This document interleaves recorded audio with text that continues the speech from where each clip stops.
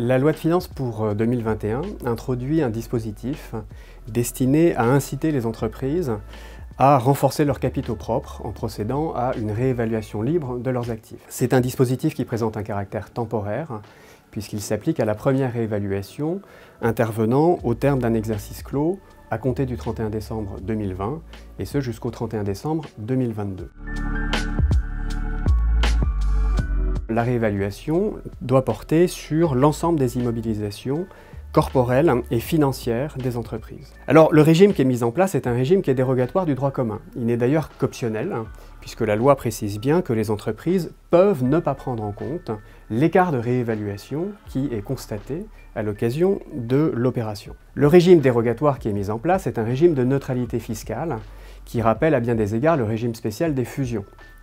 Et de fait, comme en matière de fusion, l'on devra distinguer entre la réévaluation des actifs, des immobilisations non amortissables et celles portant sur des actifs amortissables. S'agissant des actifs non amortissables, c'est un dispositif de sursis d'imposition qui est mis en place, avec pour conséquence que le jour où l'actif réévalué est cédé, le prix de revient de cet actif, et donc le montant de la plus-value, sera calculé en prenant pour référence la valeur non réévaluée de l'actif, ce qui, semble-t-il, désigne la valeur fiscale non réévaluée de l'actif.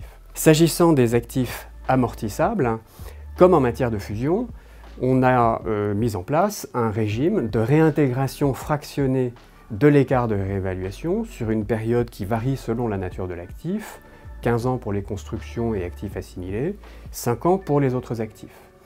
Et en contrepartie de cette réintégration fractionnée de l'écart de réévaluation, les entreprises ayant pratiqué la dite réévaluation pourront pratiquer des amortissements et des provisions en tenant compte de la valeur réévaluée. Le tout est assorti d'une obligation de suivi, avec l'obligation pour l'entreprise de joindre un état spécifique au titre de l'exercice de réévaluation et des exercices qui suivent.